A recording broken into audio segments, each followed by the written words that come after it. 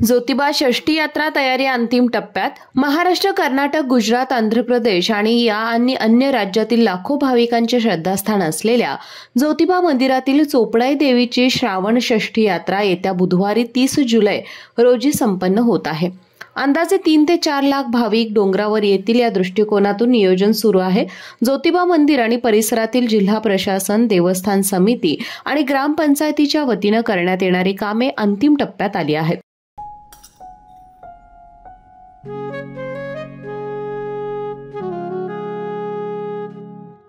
बाबा, आज येताना बासुंदी घेऊन या ना।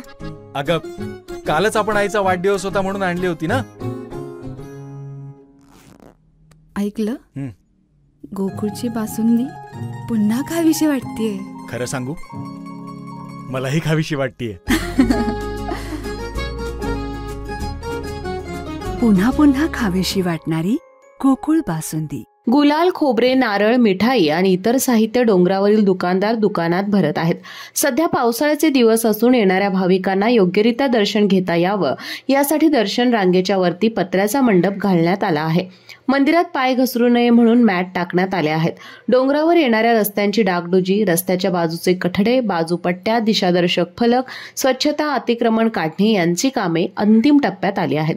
ही यात्रा रात्रीची असल्याने दुर्घटनेच्या पार्श्वभूमीवर वाहतूक मार्ग सुरक्षा, पार्किंग सुविधा, सीसीटीव्ही, लाईट, पाणी आदी गोष्टींवर प्रामुख्याने तयारी सुरू आहे। यात्रेच्या तयारीची पाहणी अधिकाऱ्यांकडून करण्यात आली।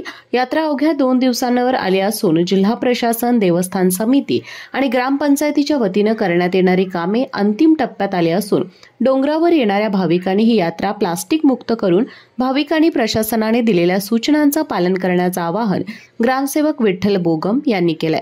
आज श्रावण महिन्यातील पहिला सोमवार असल्यामुळे ज्योतिबा मंदिरातील सर्व मंदिरांमध्ये दर्शनासाठी भाविकांनी मोठी गर्दी केली होती। अशाच नवनवीन अपडेट पाहण्यासाठी आमच्या KK न्यूज चॅनेलला सबस्क्राईब करा।